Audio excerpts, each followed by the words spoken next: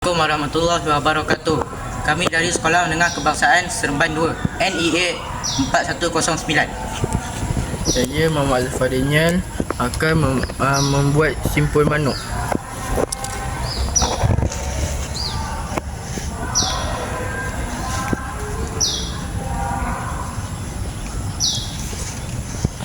Kegunaan simpul manuk untuk memulakan ikatan. Saya Zakwan Hadif bin Zafullah. Saya akan buat ikatan silang.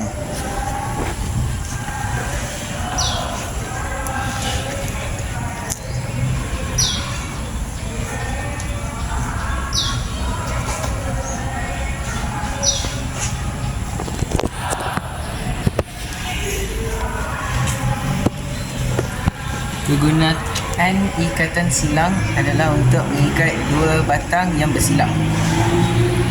Saya Puan Fatih Azhara binti Wanuddin akan membuat ikatan lilit dua simpul.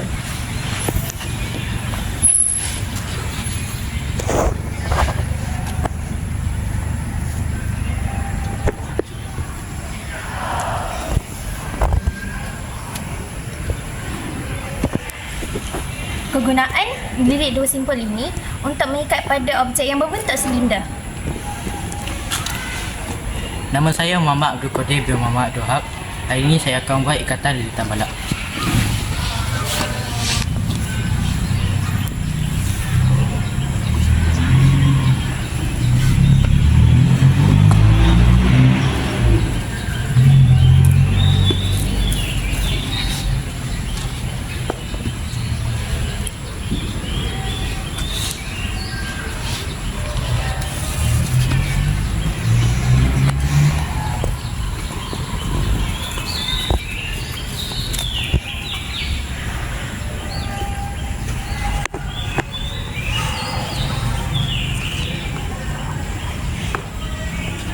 Kegunaan lilitan balak adalah mengikat kayu balak dengan ketat.